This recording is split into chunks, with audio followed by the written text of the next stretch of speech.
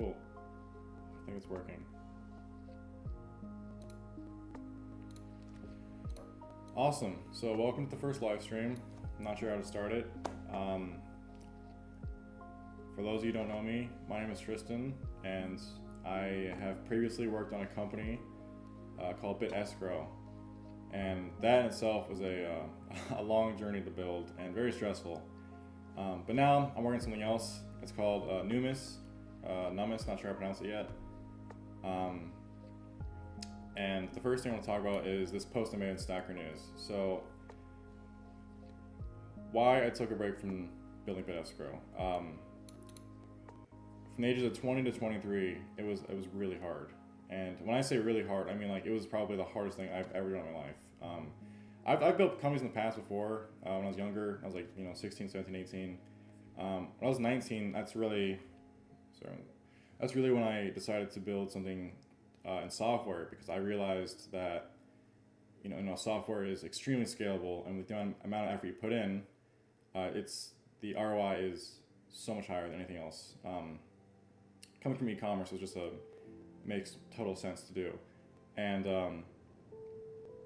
so let's get right into it. So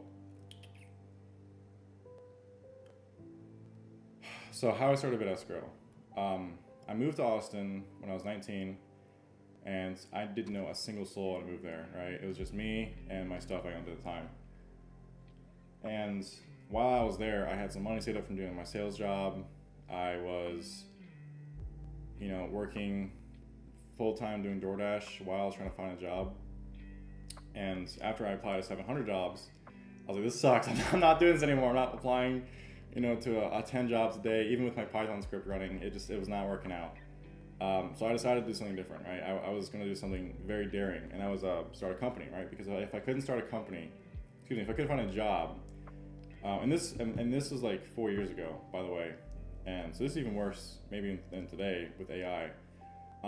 But looking back, it was the right thing to do, because the job market today is ridiculous. I'm not going to get into that. I digress. So I decided it was time to start something in the space, and I've discovered Bitcoin in the past, and I had some experience with it, in 2017 when I first found it. Beside that, I didn't really have the experience I have today, because today I've been through the gutter, man. I mean, I was in networking events every single day for months straight. So when I couldn't find a job, I started a company, blah blah. I was trying to find an idea, right? I was trying to find something I was really passionate about, right? And one of those things being Bitcoin in the back of my mind. But really, I love finance. I love technology, and those things put together really is one of my passion. Maybe it's just artistic interest. I'm not sure, but regardless, it's what I'm passionate about. So with that in mind, I decided to do something, anything. It didn't matter what it was. I just wanted to be a part of something building something really cool. And with that in mind, I started to go to a networking event every day, and I spent a lot of time in downtown Austin, especially Capital Factory. That place is cool, but really, the people that go there are all kind of doing the same thing. Where it's like, I'm a solo founder, and I have this B2B SaaS startup I'm working on. And nowadays, to be like, I'm building a wrapper for GPT. That's all really anyone does nowadays. No one really does anything innovative, right? Like, people working on social media platforms.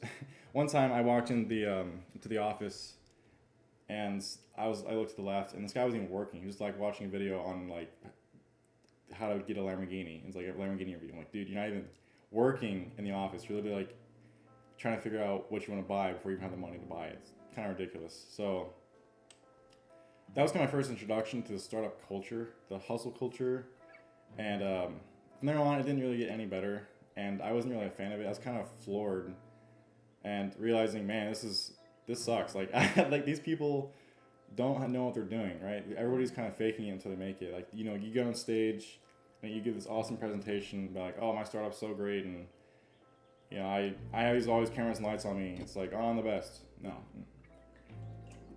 Like, you have to put all that aside and realize you're making a product to solve a problem, and most people don't do that. They get caught up in their ego and get in involved in the lifestyle of an entrepreneur instead of like actually being an entrepreneur. It's like not what you do. So I did this for a while. I went to a meetup a day for 3 months straight, and it was a lot. And while doing DoorDash, I would wake up, do DoorDash, and I go to the networking event, right? Whether it be a party, or whether it be like going to Cattle Factory, whether going to like meetups.com, doesn't matter. I went to everything. You name it, I went to everything. Go on meetup.com right now and just scroll through the meetup section in downtown Austin. I went to all of them, every single one, right? Some of them really sucked. Some of them were great.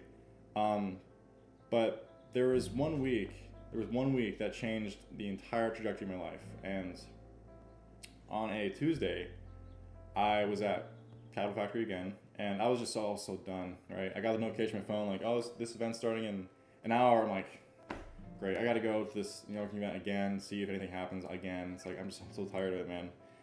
And I went there, I sat in the back, and I was talking to this guy. I'm like, oh, hey, nice watch. I gave him a compliment. And long story short with him, I was going to partner with him to build a escort company. And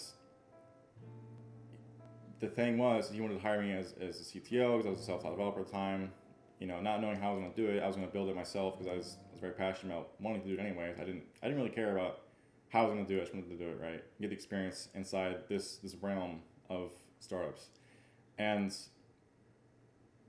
after a while, we talked for 2-3 weeks together, and at the time, it was the worst text I've ever received, but looking back, it's probably one of the best texts I've ever received in my life, because he, after negotiating equity and all sort of stuff and getting all these deals finalized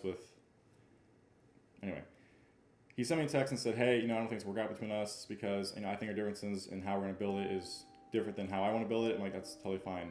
The reason he sent that text is because at the time, I was harping on the idea of let's build some Bitcoin. Let's use Bitcoin to make this faster, because that was the main issue of him wanting to build this, right? So that pissed me off. I'm like, well, I think this is a good idea. So I'm going to really, really try at building this myself. And so, I was fired up. I'm like, man, I finally have an idea I'm really passionate about, right? It's Bitcoin, which is really, really cool. It's tech, which is also really cool to me. And, with that, I just it was off the races, man. I was out there and I was trying to figure out how to build it. Excuse me. And I was excited. I was really, really excited. And so that same week that he told me that we're not working together anymore, I met Super Testnet, right? And I was going to meet up still, trying to figure out, how to build it and where to even start, right? Despite reading all these books I have, I still have no idea what to do building a startup. Because reading books is one thing, but putting into action what you've learned is just totally different, right? And anyway, so I go to this meetup. It's at Cattle Factory once again, but this time was different. It was really different, right? It was the third ever Austin Bitcoin Club. And I remember that very vividly. They had Gus's Chicken lined up. They had beer on tap. Mind you, the time was 20, right? I don't drink anymore, but at the time I was like, wow, it's, beer and chicken, can't go wrong with that. So, I stayed there and I started talking to people there. I'm like, why are you guys here? And just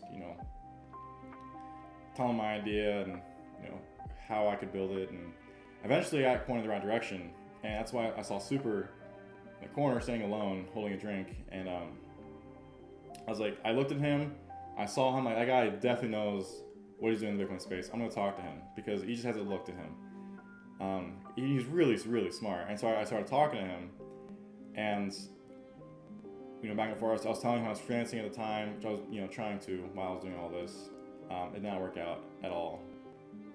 And which is funny because when I talked to him, within 5 minutes of talking to him, for those of you who don't know, Super Testnet is one of the best Bitcoin open source developers in the space, right? Full stop. I mean, I've been around the country talking to Bitcoin developers, and no one comes close to the passion Super Testnet has. So I really do appreciate that guy with all my heart. Anyway, so I was talking to Super, and he said, hey, I have a prototype of what you're talking about. I'm like, you're kidding me, right? You built a prototype of a Bitcoin escrow system. He's like, yeah, let's go check it out, right? And so he took me up to his office, and I was like, well, wait a minute. I just met this guy run to a really dark, dingy office alone. Like, what's going on here? But I trust my gut, and he sat down on his computer and he showed me a demo, and he started talking about it. I'm like, wow, this is incredible. Like, you got to work with me. I'm building this into a company. And in an office, I'll never forget it. He said, no, I'm good. I was like, wow, okay, you're wrong, and you're not gonna say no because we're gonna work together. And eventually, we ended up working together on it for a couple months, and now I had a trajectory. I was like, okay, cool. I have a prototype of what I want to build.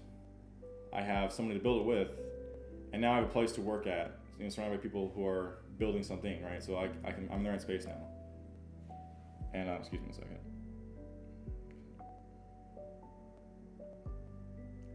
Phone's going off. All right. Anyway, so at this point, I've got a prototype, someone to build with, and somewhere to build it, right? Which was great. I was all hyped up. I was ready to go. And every day, I would walk in there and I would just start working on whatever it was, right? It would be a Figma prototype or making the front end for the waitlist. It didn't matter, right? I was so excited to work on something, right? And one day I was working, and this guy walks by, and he's like, hey, what's up? And Super's like, hey, Car, you should talk to this guy. He's building a company with me. And Car's like, okay, what's up? Car is now the CEO of PlebLab, but at the time he was not. And so I was telling Car what we were doing, and he just saw his eyes light up. He's like, wait, what was your name again? And that's when I got introduced to, PlebLab. PlebLab is a, I'm not sure what they do nowadays, but they're pretty much a Bitcoin community and hub for people building Bitcoin. I encourage you to check them out, pleblab, I think .com. Anyway, so PlebLab had an office at Capital Factory, and that is where I think I grew the most as a person, was in that tiny office on the, 7th floor in Capital Factory. Had a great view. Everybody there was a hardcore Bitcoiner. You had, Zabright, Hoseki, a couple others, some really amazing devs in space. I'm not going to name to respect their anonymity, but you guys know them on Twitter. They're very, very popular, and I was in the correct place to build an amazing company. And I was like, wow, I went from 2 weeks ago not even knowing what to do with my professional career. Now, I'm at the Startup Accelerator. What's going on? I was really excited, and him, Super, and I, long story short, super short, we built a prototype in the terminal. It worked. It didn't work very well, but it worked, right? After giving presentations, I was scouted by Draper X. I knew Accelerator at the time. They didn't take any equity. They brought me in. I learned from them. They mentored me on how to do basic stuff in startup world. And after that point, I was giving conference talks, pitching the idea on stage at Bitcoin conference at, I think, 2021. And then after that point, late within our relationship, Super and I, we had a bit of a falling out because a difference of how we're gonna run the company and how it's gonna be in the future. So this was our falling out was during our pre-seed offer, right? We got an offer from VCs for a lead round, our pre-seed rounds with a lead, and 3 other people that were ready to go put money in for $1.2 million, right? For post money of I think 12. It was a really good deal, right? Being 20 and having a pre-seed offer after working on this for 7 months, wow, this is amazing. I'm really happy, and I was ready to sign it. I had everything.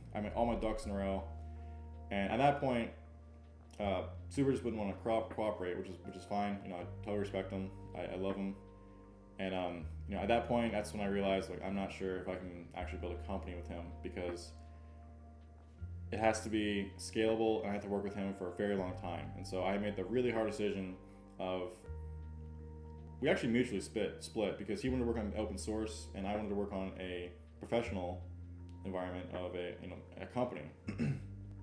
So at that point, I had no CTO, and I was trying to find a new one, right? And that's where I met I was scouting for a new CTO, and I went to a Bitcoin hackathon, right? And I saw this guy who was building a Discord bot, right, using Lightning, right? And that guy was none other than Topher Scott. Topher was an incredibly smart person when I first met him. I mean, the day we met, I immediately got the reaction of like, okay, this guy is clearly a genius, and there's like clear, what is it?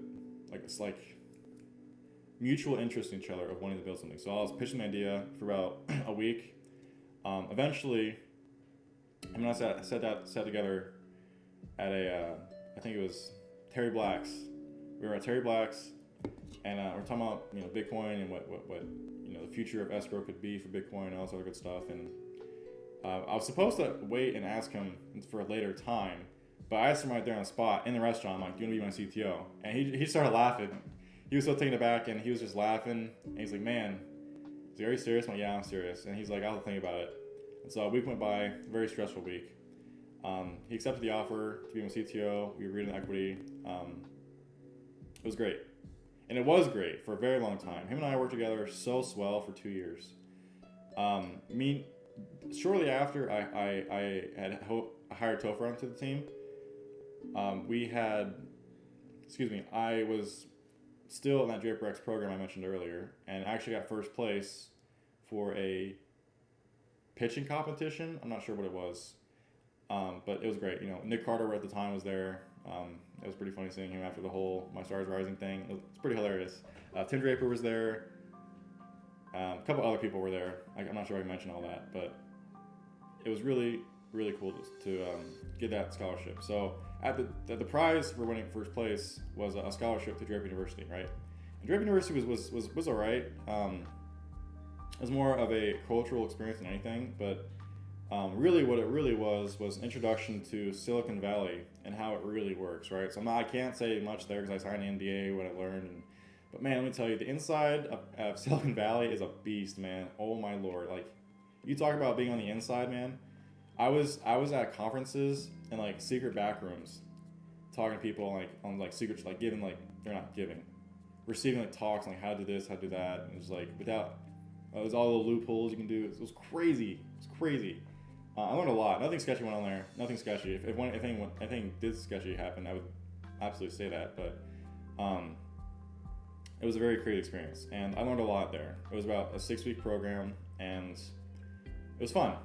I learned a lot, and I came back out of it, back to Austin after living in SF for like 6 weeks, and I decided to rebrand the company to BitEscrow instead of Lightning Escrow, and from there,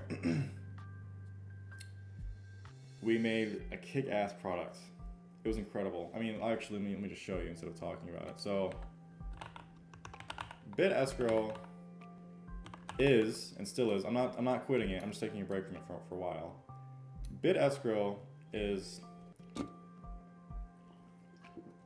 do I explain this? It's the best escrow system there is today. Not a single solution comes close to what anybody's built, right? And as a company, oh man, it was gonna be awesome. It was gonna be so good. But the reason it didn't grow to the way I wanted it to grow was because the lack of investors that wanted to fund it, right? We had a seed structure. Let me back up. I'll get to that in a second. So what is BitEscrow, right? So BitEscrow is a non-custodial escrow system for Bitcoin, right? It's totally native. It's totally open source. It's kick-ass. I mean, I'm really, really proud of what Topher and I have done. It's mainly Topher, right? And Topher was the sole developer making this, right? He did a really good job making it, right? He did the architecture, he did the entirety of the backend coding. He even made SDKs from the ground up to build this with a whole new signing device we made. It was incredible, right? So we spent 2 years making this, him and I. 2 years of our lives, like with no money. It was really hard. I put all my life savings to this. I spent, I'm not gonna say how much, but a lot of money in making this into reality with the food, my apartment. At one point, I had to move out of my apartment and I had to live in a straight up trap house with people from, it was a very dirty trap house. It was like just roaches everywhere. And I would like be in the corner working with my floor desk, my pillow, because I sold all my stuff at the time. And you know, people are smoking weed downstairs. I'm just like, I'm up there working, just hacking away at it. And meanwhile, I'm like, you know, while I'm at this place, I'm working on this. Anyway, so BitEscrow, like I said, is non-custodial. It really enables smart contracts on Bitcoin that's native. Like if you heard of BitVM, we built our own VM. It's kind of similar, but to catch up with what I'm saying, BitEscrow is very technically sophisticated and very just bleeding edge, right? It uses MuSig. It's totally private. Every contract you make is auditable. It's non-custodial. It's just trustless. It's incredible, right? It has an API. It all works. It's co-examples. It has a playground. It's really truly something. We built an incredible product, and it all works. Like none of this is vaporware. All of this we built works, right? So we spent 2 years making this incredible product, right? I had LOIs from companies. I'm not going to say who. We had a pilot partnership program we were working on, making this and integrating it into their company.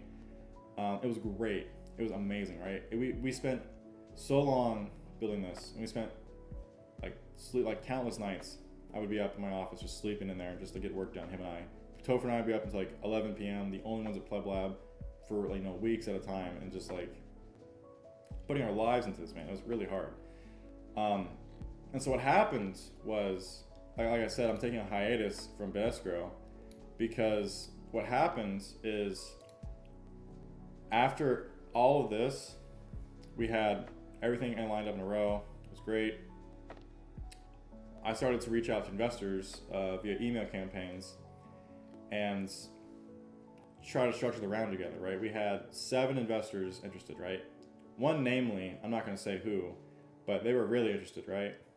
And as a backup plan, I applied to Y Combinator because I thought at this point we have a very high chance of getting into either or, right? Either Y Combinator or, you know, having a proper structured seed round, right? It was great. I was very stressed out, and this was my last attempt at saying, hey, you know, if this doesn't work, I don't know what I'm gonna do, because these 2 years went on, and throughout these 2 years, I lost more money, more of my life was gone. You know, and at this point, I'm 23, right? I'm 23 now, and it's December, quarter 4 of 2024, right?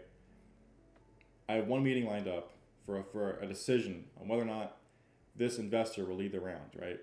And co-lead it with another investor that they're looking to do it with, because investors, regardless of any industry on which venture capital firm you're talking with, investors are like a hive mind, right? If one investor is also interested because of this investor, it's like, oh, well, you know, we're all interested because they're interested, and they're interested because we're interested. And it's like, come on, man. Like, someone has to take the first step, right? Maybe it's probably my fault for not selling it properly to people, but regardless, at this point we had a really good seed round structured. I had people lined up. Topher and I was talking to conferences to pitch to people we didn't even know. It was great. And at the end of it all, the lead said, hey, I think we're going to pass, you know, and didn't really give a reason why, but it was very unfortunate. And that was crushing. I mean, that was crushing because we spent years building this. I spent, you know, 3 months, maybe even more, maybe 4 months building the rounds and getting it properly structured, and the lead passed, right? And from there, just not only did the round crumble, but my life crumbled, man. I was just upset. I was so upset, man. And I hit rock bottom. Like, I was done. I was burnt out, you know. Pardon my French, but I was really burnt out. I was done. I was like, wow, you know, we built an incredible product. We have the email list, we have the user count, we've got LOIs. Like, what did I do wrong? What did I do? Because obviously, it's not their fault they wouldn't invest. It's not, you know, viewers or consumers' fault for not wanting to sign up for wait. It's my fault, right? Because I couldn't figure out why like this wouldn't work for it, just investors alone, right? So I was upset. I hit rock bottom. I called Topher. I'm like, hey, you know, I think I need a break for like a while. And you know, God bless Topher. I love Topher to death. He's really quite literally the best CTO I could ever ask for. And he's actually a really good developer. If you guys need a developer, he can work really fast and really good. He's like top notch. The reason I say this is because Topher is quite literally one of the best engineers I know. Bitcoin aside, I forget Bitcoin, right? I mean, Topher can build an SDK within a week, right, from complete scratch. No dependencies, right? Which is the craziest part. So God bless Topher. So I called him. I was like, hey man, I need a break from Bidescrow because like I was really burnt out, and for like a month, I was like just depressed, man. I was like depressed and anxious, and I didn't shower, I didn't shave, I didn't work, I didn't read, I didn't even sleep. I was just done, man. And during this time, the one friend, there were a couple friends I have online. I'm like, oh man, what game should I play? I have so much time right now. And I tried WoW. I already got addicted to Diablo. I refused to get addicted to it again. I tried Path of Exile. That was pretty fun. I still play it sometimes, but I became addicted to Factorio. I'm like, yeah, I'll try it for 30 minutes after my friend suggested it to me. And wow, talk about addiction. I was addicted to Factorio. I would wake up, I would play Factorio, I'd go to sleep, and I would go to sleep watching videos about Factorio. But one thing I actually learned a lot from Factorio was software architecture, and I learned, like, if you look, there's like videos out there on how Factorio is the exact same thinking as software architecture. It's pretty incredible, and so that kind of retrained my brain on how to engineer a proper application. And by late December, I looked in the mirror, and I had this massive beard. Like it was crazy. I hadn't had a haircut in like months, like 4 months, because I couldn't afford it, And I just this massive beard, and I was like, damn, I look like a straight up incel. Like it was bad. And so I decided like, okay, playing Factorio for 8-10 hours a day was pretty fun, but I'm done. At this point, I need to get my life together. So I gave myself 2 weeks to figure out my next move, and my life at the time revolved around the gym, watching Twitch, Factorio, and playing Factorio. And so I stopped all that. I stopped using the internet. I got a journal out. I started meditating. Started microdosing again. And I was asking myself, who am I without my work? Do I really care about Bitcoin? And what did I do wrong? Like, why didn't Bidescrow work out? I know I was meditating on these things for every day for like, oh my god, like for like a week or two. And I was talking to God, and I came out of it, and I was like, I'm still young. I'm still 23. If I fail for the next 7 years, I can still forgive myself because, at that time I'll be 30. But right now I'm still young. And if I were to quit Bitcoin as an industry, despite the industry being at its highest right now, thanks to Trump, our new president, I would be a fool. I'd be a fool to quit at the golden age, or the potential golden age of Bitcoin with this new administration. So that, and I realized, I really do care about Bitcoin at the end of the day because, I've read hundreds of books about history, economics, technical books, a lot of history, and you look back at history, and a lot of there's patterns that come up over and over again, and Bitcoin solves all these problems, right? Bitcoin solves almost every problem in the world, right? And after being in the industry every day at a very deep level for 3+ years, you realize, like, man, Bitcoin does solve these problems. Like, you name anything in the world, right? Bitcoin can fix it, I guarantee you, right? And it doesn't matter if it's food or if it's something else, right? Bitcoin can't fix it. So, and I'm passionate about this, because I'm passionate about making the world a better place, because there's a lot of things that we got to fix if we want to become a better, as a species as a whole. And so, realizing this and realizing hey, actually I do care about this, not just making money, right? Literally I'm at living in my grandma's attic right now. It's bad, and despite that, I still care. I still care about Bitcoin, and I want to move forward with it. And so I was thinking, okay, well, why did Bidescrow fail? It failed for a lot of reasons, but mainly because it's my responsibility, and maybe I didn't market enough. Maybe I didn't have a proper product fleshed out before I launched it. Who knows? That's a reflection for later time. But 2, investors don't care about much else except user count, online presence, and a working product. That's it. They don't give a F about innovation. They don't care. They're all in the AI space right now. It's just ridiculous. I mean, people in AI are getting money left and right. I mean, even like Y Combinator is getting slack, or not getting slack. They're getting I forget what it's called. Anyway, people forked their project, applied to YC, and got in. That's not legal. And then the YC is defending them. So the AI hype is ridiculous right now. It's just ridiculous. And I'm so sick of it, man, because like, you know, it all comes down to forks and clones of other projects.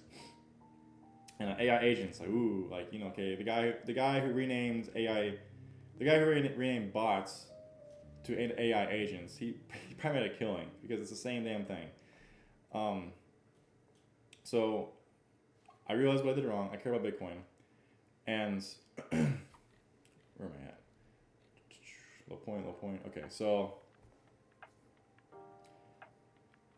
I decided the biggest thing about BitEscrow that I realized is that it was in a bubble, right? It was built for Bitcoiners. It was not built for the average person. And whether everybody in Bitcoin realizes it or not, like, yeah, sure, maybe the average person has heard about Bitcoin, but do they know what Lightning is?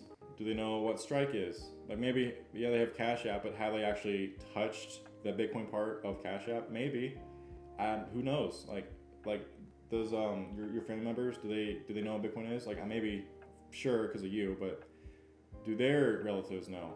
I don't know. Who knows? But the problem is that Bitcoin is still it's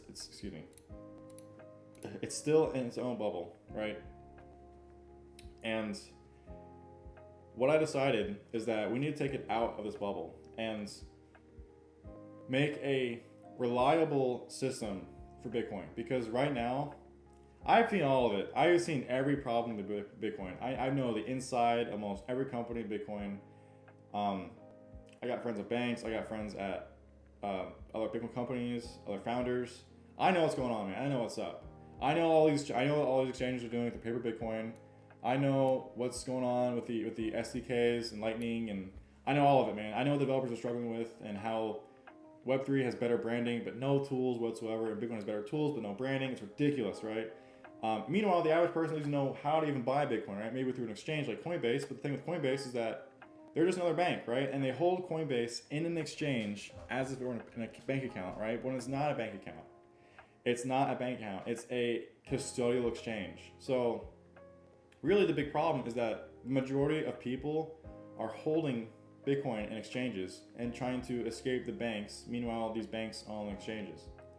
It's a shit show. It's a shit show. It needs to be solved, right? So this is a big problem I want to solve, right? So not just the exchanges either, right? It's developer tools, right? My God, talk about a complete nightmare with a like any industry, like a nightmare for developers, right? The developer experience at Bitcoin is severely lacking, right? Granted, there's some really good ones out there. Like, you know, I'm not gonna say them, but like, there are some decent SDKs and APIs out there that are truly easy to work with. But the thing with those is that they don't cater to the average web dev or the average backend developer or the average data engineer. It doesn't matter. All these SDKs and APIs are dedicated to other Bitcoiners, right?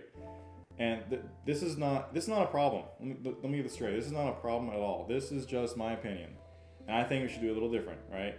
And how we could do it different is by marketing it to the average person, so it's way easier to use. Let's recap. So there's a problem with exchanges.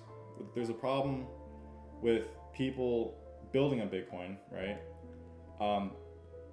Spending Bitcoin. That's a whole other one, man. So people, this is my irk with the Bitcoin community. I'm gonna say it out loud. It can be toxic at times, and here's why. Because it all boils down to the conflicting two narratives of Bitcoin is the future of money, and yet don't spend your Bitcoin, right? So, like, what do you expect people to do when they do buy Bitcoin, right? Just store it and sit on it. Like, okay, yeah, that's great. It's really good actually. Like, if everybody in the world bought $10 for the Bitcoin, right? A lot of problems we solved overnight, okay? But the thing is that it's all within just their own little sphere, right? Of like this little walled garden. Like, okay, using Bitcoin tools and using Bitcoin with Bitcoiners is great, but if I want to use Bitcoin with the average person, it's like you just, there's just like this wall, this like cloud of like about like over their face, like, okay, well, the average person can interact with Bitcoin is what I'm trying to say, right? So spending Bitcoin needs to start happening, right? Not in the sense of like, oh, get rid of it, get your Bitcoin off your, no. Just start using it, right? And here's how you can start using Bitcoin without actually having to spend it, right? I believe the future of Bitcoin is Bitcoin collateralized loans, right? So let's step back for a second. So here's what the future is not, right? The future is not Coinbase backing it on with stable coin, or no, Coinbase backing wrapped Bitcoin and giving you a stable coin on some side chain. No one's gonna use that. Like, do you think my kids, my great grandkids will use wrapped Bitcoin from Coinbase in the future? Hell no. No, they're not gonna use that at all, okay? They're gonna need to use Bitcoin or the crumbling fiat that they have to use in order to interact with Bitcoin, in the future, right? And so that's a huge problem, right? Because nobody in the Bitcoin space gets it with the developers and keeping it native, right? Another thing is like having companies that have amazing products at first, right? They start polluting it with all these other side chains and like layer compatible twos, and there's all this garbage, man. Like all this crypto bullshit. You don't need to have it in there, right? Just keep it native to Bitcoin, and that's it. But supposedly that's the hardest problem. Like that's like a huge problem with people in the space, is like using non-native Bitcoin products. Like, oh, it's so much easier on, I don't even know what, Tron. Is that a thing? I don't know. Anyway, it's like, it's so much easier on Tron rather than just keeping it native to Bitcoin. It's like, buddy, you're not making it easy for the consumer, the average person. You're introducing all this garbage, and it's gonna make this harder for the end user. Like they don't get it, and I don't know why. I don't know if it's people like BlackRock pushing it. I'm not sure if these VCs are funding these companies and turning startups into freelance clients. I don't know. I don't know what the problem is, but it needs to be solved bad, because what's gonna happen is that these exchanges are gonna be so off tangent from Bitcoin and promote these off tangent products to consumers. And when the collapse does happen and people are scrambling to buy Bitcoin, all these exchanges are gonna crumble. They keep holding paper Bitcoin. They're not insured properly, and they don't have enough to, because all these banks are holding it. It's gonna be a nightmare, total nightmare, right? And so now these exchanges have collapsed in the future potentially, and okay, well now people are go to native exchanges, right? They're gonna run out. Like Kraken, they're probably gonna run out. We've seen it happen before when I think Bitcoin had 100K like 6 months ago. It happens. They run out of money. And if the dollar collapses, they can't spend their money properly, because what's the point of buying groceries if it's $400 for 5 things at the grocery store? It's like no one's gonna be able to do that.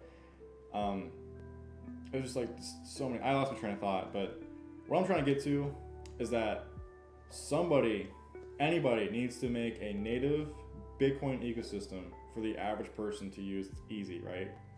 And so this ties to my next point, is that I've been in the space for a very, very long time, and I've kind of realized, like, all this is Can you guys hear me, by the way? Oh, I just been saying something like nothing. Okay, good. I was like, oh man, whew, it's like hours just gone by me saying nothing. That would have been terrible. Okay, so we know the problem, right? The problem is that right now, the Bitcoin industry is not appealing to the average person at all. It's not, okay? Maybe you guys have an opinion differently, but I've been in the space every day for years, right? And what I've come out of is that it's hard. It's one of the hardest industries to be in. Maybe even harder than AI, I'm not sure. But it needs to get easier. And Sony has to solve this problem, right? So that's kind of where I'm coming in now, is I am introducing a brand new company, right? Called Numis, right? Numis. I'm not sure how to pronounce it yet, but I like the name because it's gonna make a great logo. It's Latin for coin, and it's just overall. It's not really a lot of reasons, but anyway, Numis, or no, Numis. Numis will be a Bitcoin ecosystem for everybody. It is going to be so simple to use, right? Most people don't know what Bitcoin is, but we do, right? And we can combine that into one thing and say, hey, we're gonna make it easy to buy it, to store it, and to use it, and to build on it. That's it. It's all we're gonna build. No layer twos, no we're raising a token, none of that. No need for it. There's no one benefits from that except for the person with the people, except for the person making the coin, or the person with the company, right? No one benefits from the end result of a rug pull, right? No one benefits from the end result of a poorly documented company that offers developer tools for their side chain that's on top of just no. It's all crap, all of it, all of it's crap, and I'm gonna focus on three things with this new company. Is that it'll be simple to use, it'll be very comprehensive, and it'll be a totally in one ecosystem, from downloading an app to buying it to storing it on your own hardware device that we're gonna make, and then getting a Bitcoin-backed loan so you can spend it, right? And along the way, there'll be APIs and SDKs people use to build other things using this. And that's just the beginning, right? This little chain of experience is just the beginning. I'm gonna build so much more in the future. You guys have no idea, right? I might even kill for it because it's gonna really be a nuclear bomb to the financial system that we have today. And I don't want to hurt, or I'm not trying to change, or I'm not gonna say it. I'm not trying to just create total disruption. I'm just trying to solve a problem, and I'm not trying to change how money works. I'm just trying to change how we interact with Bitcoin. Because right now it sucks. I'm not gonna lie. Because there are some great companies out there, like Swan and Strike. They're amazing companies, right? Incredible companies. I love them. I love how they run. I love how you can interact with Bitcoin. But they can be better. They can be so much better than what they are today, and they have not unlocked their full potential because, again, they're not doing enough. And what ought to happen is here's what I'm doing. What ought to happen is somebody makes an ecosystem, all this. That's it. It's like Apple, right? So you get an iPhone, you get a Mac, you get an iPad, they all talk to each other. That's it. That's all that has to happen. But no, what's happening right now is that you get you download Strike, or and then you go to Coinbase, and then I'm going to store this in my ledger, which has backdoors, and then I'm going to build this using LND. That's everywhere. It's everywhere, and it's just so much time and effort for everybody involved. It's ridiculous. So what we're going to do is say, hey, we have an app you can download. It's all the same company, by the way. We're going to have an app you download. We're going to have a hardware wallet. We're going to have SDKs to interact with those two. And then eventually our own loan platform. So here's how it's going to look. So instead of going, oh, where's my wallet? Where do I get my wallet? Which exchange do I go to? All this LND, crypto, Web3, SDK. Oh, also I'm gonna store it in my ledger. And by the way, we're launching a token. No, none of that's gonna happen. So what's gonna happen is that someone takes their phone. Boop. I get my wallet. Oh, cool. I get my Bitcoin. Boop. Okay. I don't trust you, Tristan. You're some guy that I'm watching a live stream. Why should I care about you? Don't care about me. Don't trust me. Okay. I don't even trust anybody. All right. This is built to be a trustless system. So you download the app, you buy it. Okay. So now it's in a custodial wallet. Great. That's not what I want. Take your Bitcoin to our hardware device we're gonna make and send it there. Boop. That's it. You're gonna be able to buy and store Bitcoin in one ecosystem and build on one ecosystem, right? Of course, it'll be an open walled garden. There's not gonna be you have to use our SDK or you have to use our wallet. No, you use any. It's gonna go from any source. Doesn't matter. It's not like Cash App. It's not like Strike or Venmo. It'll be an open ecosystem because I guess that's the thing of Bitcoin. It's like it's open. It's native. If it's native to Bitcoin, it's open to everybody, right? So once we have the wallet, once we have the hardware device, cool. So now you have this Bitcoin, right? You have all this money in Bitcoin you bought from your paycheck, right? What do you do with it, right? It just sits there. Great. Okay, now your Bitcoin has went from, I don't know, $200,000 to like maybe 150, right? Woo. Okay, so let's see this logistically. So if I wanted to sell my Bitcoin, it would be taxed to shit. And then, okay, so where am I selling it? Do I sell it to an exchange? Do I sell it on a swap? Does a swap receive money? How does that work? Am I gonna get audited for what I'm selling my Bitcoin for? It's ridiculous. It's just like, okay, so now we have Bitcoin. So then let me spend it, right? Let's go to a point of sale system that do they take Bitcoin? I don't know. They take Visa, they take MasterCard, they take Amex, Bitcoin. No, they take Cash App, but they not Bitcoin. Okay, so that's a huge problem. And so what we could do, I'm still working on it, and I have a plan. I'm not gonna say it out loud yet, but what ought to happen is that once you have you bought Bitcoin, you stored it. What ought to happen is that you take your Bitcoin, you put it up for collateral, 4%. I'm not sure. Funny enough, you can actually hold this collateral using the BitEscrow API, because that's kind of our main use case. So the thing about building BitEscrow is that I've realized that there's so many use cases for escrow, right? Escrow is used every single day by everybody, whether you realize it or not, right? Mainly credit cards, right? So when I go to a point of sale terminal to buy my coffee, it's not going direct to the merchant. It's going from, actually, I'm gonna show you guys. So how do I do this? Freeform? Okay. So if I go to still learning to use this, guys. Give me a second. Alright, let's go to Excalibur. Oh, this sucks. Alright, so if I go to an exchange, if I go to a merchant, right? This is me. And I want to buy a coffee, right? So I'm buying a coffee. I'm saying, hey, I want to buy some coffee. I am so thirsty and I'm so tired. Alright, I take my credit card and I tell her, like, hey, here's my credit card. Can you please let me buy my coffee? Boop, I scan the terminal, okay? What doesn't happen is my money doesn't go from me to the merchant, right? What does happen is this. So instead of the money going from the merchant to me and vice versa, it goes to the bank, right? And so what the bank does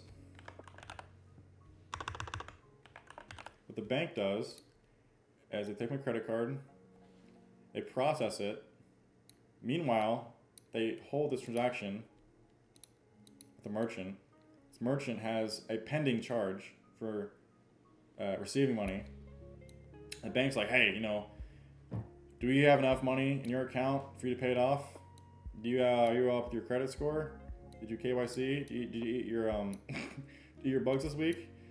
No. Okay, so whatever. So what happens is that after the merchant gets your credit card charge, the bank holds it for 2 weeks to 90 days, right? So that's technically escrow. So it goes from me to here to coffee, right? That's where my money goes. And so at the end of the day, the coffee person gets my money because I bought a coffee. Cool. But you replace this with the word escrow. It's the same damn thing, right? Because I am putting my money in exchange for getting a coffee, right? Once I receive the coffee, they get the money. That's escrow, right? But what happens is, in the real world, for fiat, they've perfected this, right? Every financial company in the world is technically a securities and insurance fraud company, right? At the end of the day. I'm actually not sure how to word it properly, but they're essentially a security company for fraudulent charges, okay? Doesn't matter what credit card you're using, because every credit card has the option to dispute the charge with escrow, right? And that's where I learned, like, wow, escrow is a huge deal in the world of finance, right? In the world of finance, in the world of Bitcoin, this option to dispute a charge does not exist. If I wanted to dispute a charge on Bitcoin, who would I go to? Do I call Satoshi?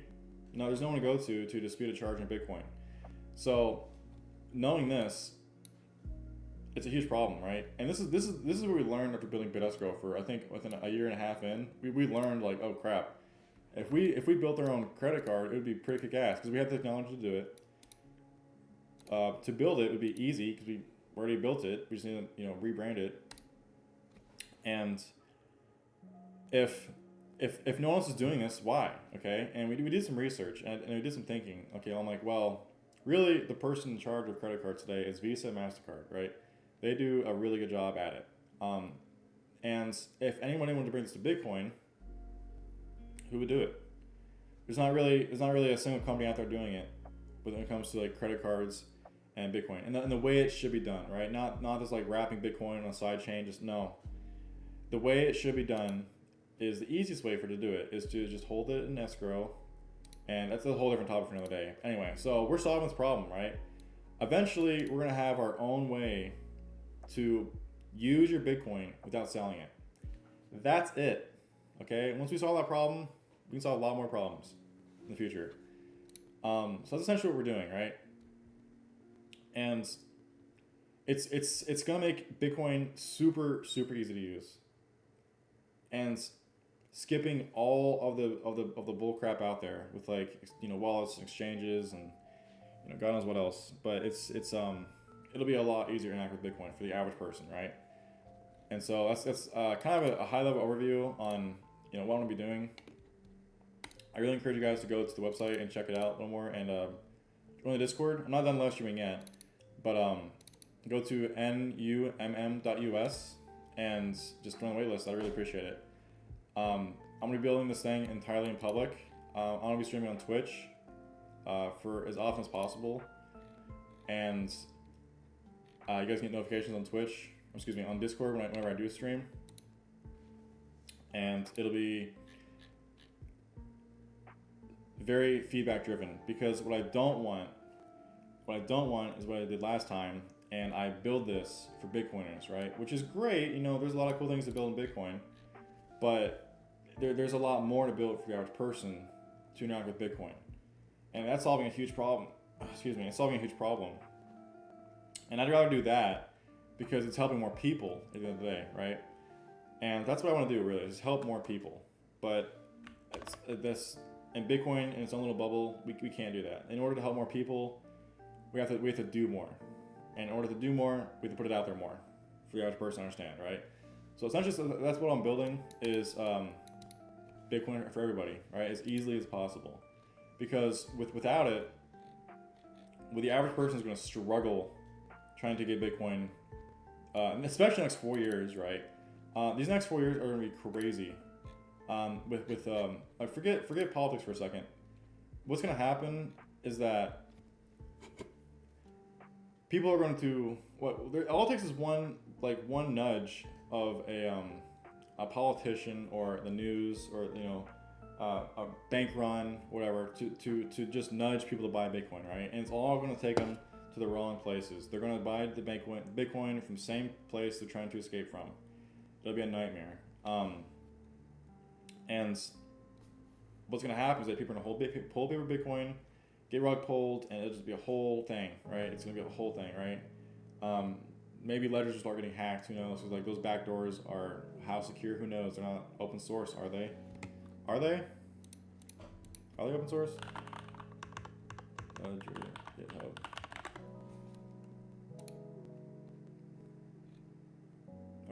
Okay, yeah, okay, we're open source, but still, there's a known fact that they have backdoors into their application. And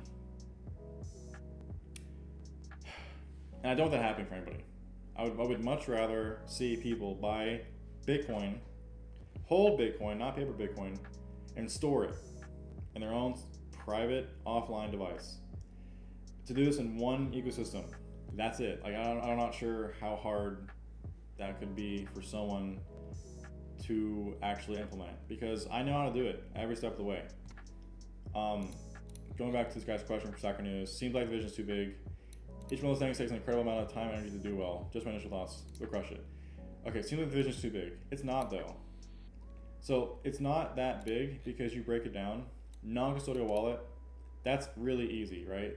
I'm gonna build that as fast as possible using an external SDK for now until I build our own. And then raise a pre-seed and really start building a wallet, right? This is also easy, right? Getting liquidation providers. Again, at first, eventually I want to have my own. Be great. And this is really easy to build, right? If all this really is like, forget developers, lawyers. Lawyers are just as important as developers, right? Once you have lawyers and you actually have a proper like system for getting Bitcoin and like transacting with it and helping people store it custodially as a tool to help them get it offline, it's going to be not hard, but it'll take a lot of money. And I'm trying to get a team together right now to help me do that, which I'll talk about later in another stream, but it's actually not that hard. Okay, so hardware wallet. I'm so excited to build this. Nobody does hardware. Not enough people do hardware in Bitcoin. And I really want to see more of it, because there's so much potential there with like just really cool things you can make in Bitcoin, and no one's really like doing it.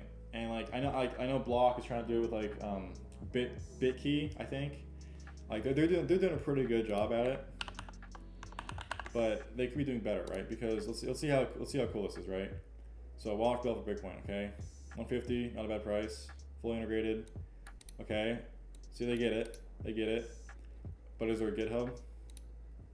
Bitkey, GitHub. Oops. Come on.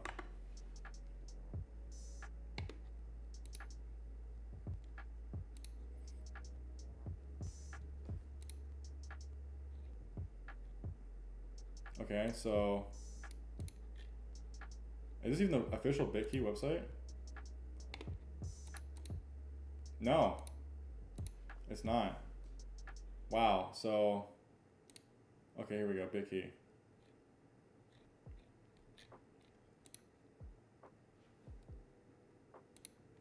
Okay, so they could be doing a little better, right?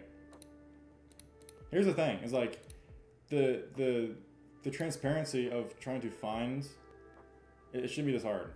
It should be instant. Here's an example of what I'm talking about, right? So, funny enough, there's a company I look up to. They're called Buffer. So this is how easy it should be. Are they trustworthy? Let's go to the footer. Open Hub. That's how easy it should be. It should be easy as hell to see anything open source, but no. And it's not just catering to people who actually care about it. It's letting people know and like trying to teach them like, hey, maybe this could be a little better, right? Maybe this does have a backdoor. Maybe you shouldn't use it because there's a whatever, right? But again, it's for the average person to care about. So going back to what I was saying, this will be fun to make. It'll be a little challenging, but how hard could it be nowadays with AI and smart people around me? Because with those two things combined, you can do anything really. I mean, all it takes is a really small, really smart team. Combining that with like artificial intelligence, with like Claude and whatnot, and it's not that hard, right? Like people look at these things like, oh, Grand Vision, it's gonna be so hard. Like, yeah, so what? Like, I've done harder things in my life. Building BitEscrow, nothing was harder than that. I guarantee you. Everything from here on out will be so much easier because I know how to deal with all these problems I've dealt with before. It's like night and day. Because building BitEscrow was not only Bitcoin in Bitcoin industry, where Bitcoin had its regulators, there was no external SDKs for us to rely on. Topher had to build everything himself. It was like really hard. He did it. It all works. It's great. It was hard. The other thing is, I mean, between regulators and no tools alone, those two things are just hard, right? And then to actually pitch this innovative idea to investors, right, is like, do they get it? Maybe not. Maybe they do, right? I hope they do. But if not, then yeah, hey, why should I invest? So that's another thing. APIs and SDKs, that'll be super easy to make. I mean, that's like there's so much you can do with that. And APIs, I think they're not hard to build from what I've seen. Yeah, like sure, refactoring it and all this and testing and CI/CD, it's all its own thing. And yeah, maybe they're a little hard-ish to build, but compared to what I was doing before, this will be a breeze. And like I said, this is more than you expect. Not only will we do the collateralization of loans in the future, we're gonna be doing so much more, so much more. And these are just like the 5 main problems I want to solve in Bitcoin. And with these 5 alone, it'll set a great foundation for us to build a really good company with a really good ecosystem. Because at the end of the day, I want the average person to use Bitcoin without having to think about how to use all these, open the terminal. And if your end user has to open the terminal, you've done it wrong. You've done it so wrong. Like no one is gonna like get open. Oh, am I getting hacked? Honey, they're opening terminal. Like they don't know what they're doing. They have no idea what the terminal is. They've never opened it in their life. And the minute you tell somebody to open it, they're like, you've lost them. And so that's kind of what I'm building. So to get started, I'm not gonna start today. Okay, of course I am. I'm starting today. I'm starting this company today. So it's being announced today. But what I'm doing in the future, first and foremost, is a non-custodial wallet. So what's going to happen is that we're going to do a couple things. We're going to first make a new note. Okay, come on. All right. Man. Brain damage? Okay. To do. So here's what we're going to do. Together. We're all going to do this together, right? We're all going to be a part of what I'm building. Because I would love your guys' feedback on how to do it, and if you guys even like what I'm doing, right? Because if I build something and you guys don't particularly enjoy it, like why should I continue working on it? That makes no sense. So what we're going to do first is make a wireframe together. And if you guys aren't familiar with wireframe, what a wireframe is it's like you're building a house, right? So the first thing you do to build a house is you draft it in a blueprint, right? So really what we're doing with the wireframe is we're blueprinting and making the outline of what we're building, right? And after we wireframe it, we're going to actually make a mock-up. So what the mock-up is a refined wireframe, and say, hey, now that I have a canvas to paint on, I'm gonna start painting. And what the mockup will have is it'll have all the pages of the wallet, what's gonna look like, how you're gonna act with it. It'll be really great. So then after the mockup, we're gonna start building it. Cool. So seems easy, right? So these 3 steps actually are not easy.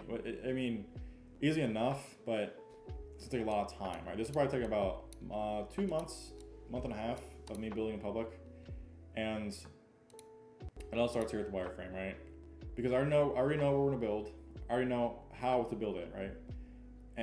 But before we build it, I wanna make sure you guys even like the look of what I'm building, right? Because what I could do is launch a wallet right now, but it's ugly and you don't know how to use it and it's not simple. It'd be a nightmare, right? So instead, we build it together, we wireframe it, and then from there, we decide what it looks like.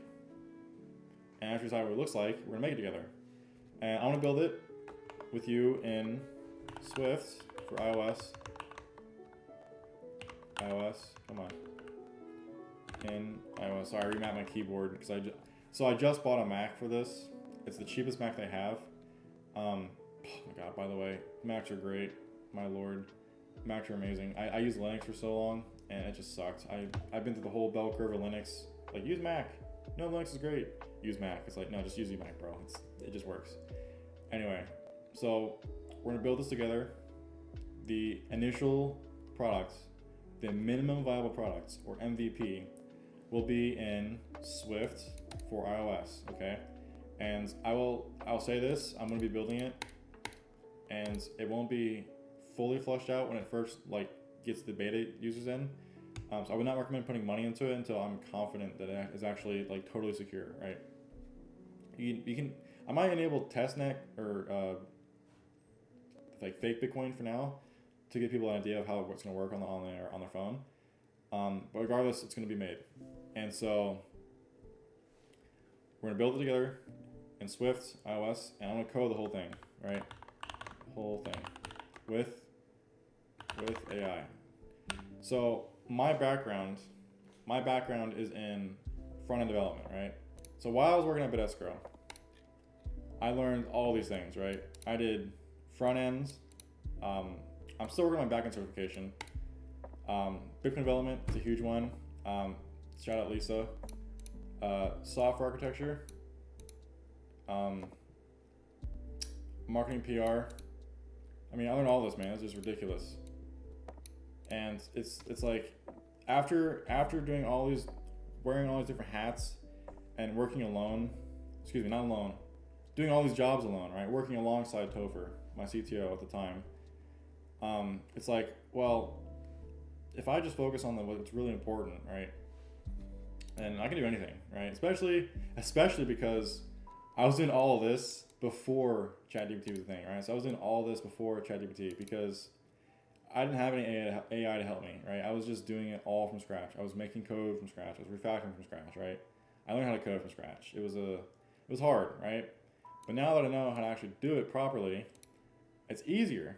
And it's easier because now I know what not to do, which is rely on doing it manually. Because now we have AI, which is fucking fantastic. It's just fantastic. So that's kind of the plan from a high level is we're gonna wireframe it in Figma, mock it up in Figma. We're gonna build it in Figma.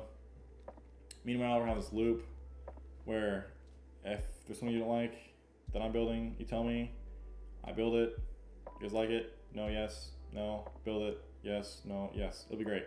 It'll be fantastic because if I were to go back in time and do one thing I did before, that would be to document my whole journey throughout building Lightning Escrow and BitEscrow because I was 20 to 23. I was building Lightning Escrow / BitEscrow, and there's no proof to show for it, right?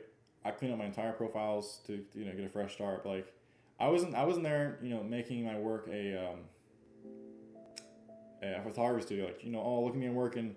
Here's the best Notion workflow. I didn't do any of that. I didn't record a single video.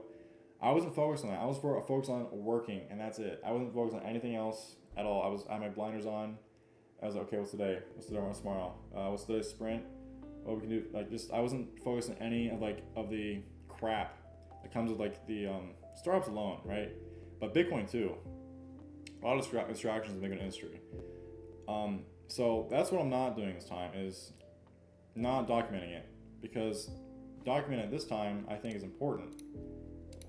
Mainly because of you guys, and I want to build a good product for you guys. And I would rather fail documenting and fail building in public than not do it because it's because I want to learn what to build you guys because there's a lot of things that need to be built in Bitcoin. So with that all said, that pretty much wraps it up with what I had to say today. Shout out to Topher for being a great CTO during BitEscrow. He's done like just incredible work. I mean, there's no second best CTO in my opinion. He was incredible, and I really hope to work with him again soon. I recommend anyone to hire him or work with him. Shout out to SuperTestNet for kind of being the reason why I'm at where I am today. Because without him, I wouldn't have had Lightning Escrow, wouldn't have had BitEscrow. Because I also started Lightning Escrow, and then in that tiny little office at 11 p.m. It was great. So shout out him.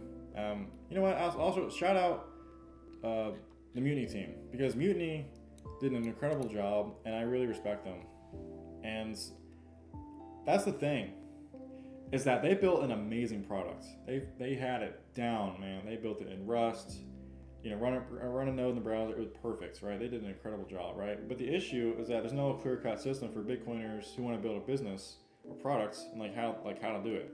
It's a real shame that it didn't work out for them because that was the only wallet I used for a while, and I loved it. It was great, and I want to see that interaction of Bitcoin, that level of interaction with Bitcoin, introduced to the average person in a way that's so easy to do to where you don't even have to think about it at all. How great would that be? It'd be pretty awesome, wouldn't it? So that's my high-level overview. As a review, I'm taking a hiatus from BitEscrow. I'm going to come back to it eventually, it's too good to throw away, and there's a lot I want to do before I actually come back to it. Excuse me, but I'm gonna come back to it because I could sell it to like some bank, but they wouldn't know what to do with it. They would just clear all the non-custodial code that we wrote, and they would throw it all away, and just no. It's like it's a problem needs to be solved, right? And I'm passionate about it. So I'm gonna hold on to that for a while in the back of my mind. Meanwhile, I'm gonna be building Numis. Numis will be the easiest way to interact with Bitcoin for anybody, no matter your experience level. I'll be building the whole thing in public. Again, I encourage you guys to go to Numis, numm.us, and go join the waitlist. I really appreciate it. We also have a Discord you guys can join. The Discord will have updates and notifications on when I launch and updates on when I go live. And you guys give me direct feedback from there. You guys can report bugs. I'm going to do customer interviews in the Discord. Everything will happen in the Discord and on Twitter, right? Discord, Twitter, and Twitch is really where everything's going to happen, right? Every other platform is secondary. I really want to interact with you guys and see and hear from you on what I should or should not build. So, man, that was really fun. I appreciate you guys for tuning in. Before I head off, I want to answer some of your questions if you guys have any in chat. Before I do that, I want to see how I actually answer chat. Is there a way to see chat? Live chat. You guys have any questions about anything? I appreciate you guys asking any questions in the chat. Because, wow, 59 viewers, not bad.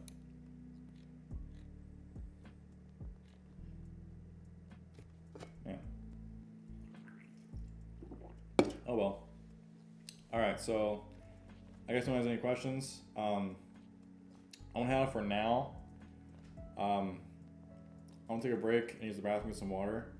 But I'll probably be on later. I'll probably be on later today, around I think 3. Not sure yet. That's another thing. I still have to make my schedule for streaming and stuff and see how that all works. Because I'm actually new to streaming and media in general. I've never been like this public facing before. So how hard can it be? That's it, guys. I really appreciate your time, and I will be back in a bit. See ya. Still learning how to use it. I'm just gonna end it for now. All right. Thank you guys. I appreciate your time. Appreciate you guys for tuning in. Hope you guys see you guys in the future. We're gonna build this together, and I love you guys.